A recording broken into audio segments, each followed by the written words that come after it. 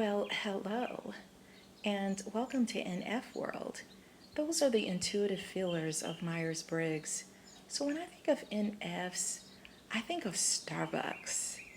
I think of the flower children of the 60s.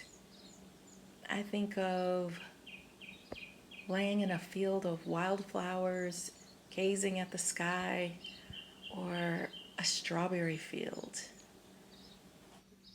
or zen, or moods, or the word melancholy, or a cloudy day when all you want to do is write poetry and have deep thoughts.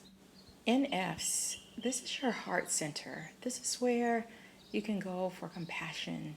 This is the only temperament where everyone in it is a feeler. Intuitive feelers are the types that genuinely wish others well. Some people may believe at times that they're too good to be true.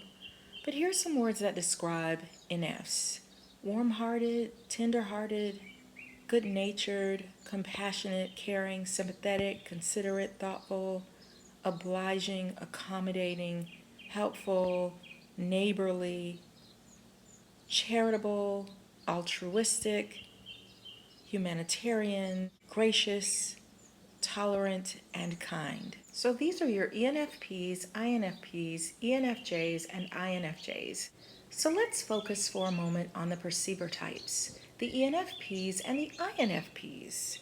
These are the most idealistic of all the types. Their lives are romances. There's a need to remain pure and true to who their personality type is, even in the face of adversaries. They're cooperative people, probably more so than any other types.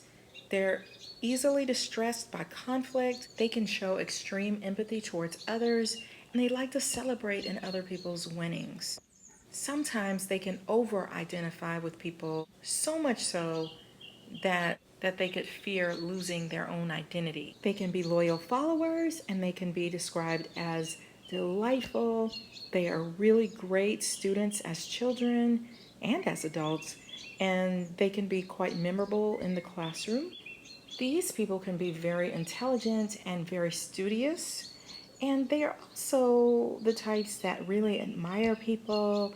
They can appreciate someone's style, their intentions, and sometimes they can project onto others their own ability to see through people. And so because of that, they can start to believe that other people can see the flaws in themselves. And because they're highly conscientious, this can make them worry that other people see their sin and their flaws. They live life in a way that they're conscious of everything, including how they appear to others. They are highly intuitive people, and they have a very strong imagination, and they use a lot of analogies and symbolism when they're speaking. They're abstract and they read between the lines, so they're going to hear what you're saying and what you're not saying when they're having a conversation with you, and they're always on the lookout for hidden meanings. Their focus is not on just what's in the moment. They are very moral people, so they're focused on what's good, and they believe in living an ethical life, and they can be the most loyal of all the types to commitments and causes. So these are going to be your missionaries, and they have a strong need for a code of ethics when they're involved in something. They want to know who they are, what the meaning of their lives are, and they're always on a quest to find the true self. They have sympathetic rapport with others, and they hate when people are exploited. They're emotional, affectionate, expressive. And the mood that you're going to mostly witness them being in is enthusiastic. But this mood can be thwarted with periods of irritability, even though they will work through that and then you see their enthusiasm again. They don't want to be fake or phony because that makes them feel like they're not being genuine. They don't like that. If they were criticized, put down, punished too much as children, this could interfere with their self-esteem even as adults. One of their deepest internal struggles is wrestling between wanting to please people on the other hand, but but also protecting their integrity. They trust their gut instinct on what's true and false, good and bad, and right and wrong. They see the good in everything and they use emotional logic.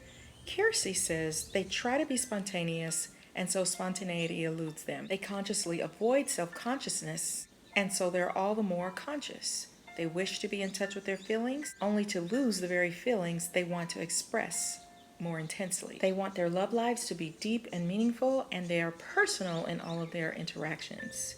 And they are fantasizers. They live in their world of imagination.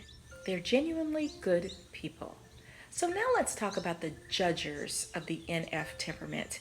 These are your ENFJs and your INFJs. They place relationships in the forefront, and they're willing to be involved when it comes to caring for other people. Sometimes they can get so involved that they can become too weighed down by too many relationships and too many complicated interpersonal feelings. They are so highly in tune to the frequency of other people's feelings that sometimes they can take those feelings on as though their own, and they can also believe that they are to blame for people feeling the way that they do. Sometimes they can mimic how other people act, and so they can take on the characteristics of other people. So sometimes they can almost seem to jump from one identity to another because they're over-identifying with somebody, even to the point of taking on that person's language. But this is what makes them appealing to people when it comes to them getting emotional support from them. And sometimes this can be overwhelming to the judging types. They can be catalysts and facilitators. They don't like fighting or competing, and sometimes they can put so much energy and value into a relationship that the relationship can't live up to their high expectations for it. They can have an idealistic view of relationships, and so when people show their humanness, like selfishness, sometimes this can be upsetting to them when they just have to realize that people are human and they make mistakes. They use a lot of symbolism and intuition when they're speaking, and they look past what they can see or hear. They're very sensitive to nuance, implications, and unconscious meanings. They can be some of the most loyal of all types when it comes to their devotion to a cause or people. They're on a lifelong mission to discover their personal identity and meaning in their lives. They're highly emotional, and their emotions are easily aroused and quickly discharged.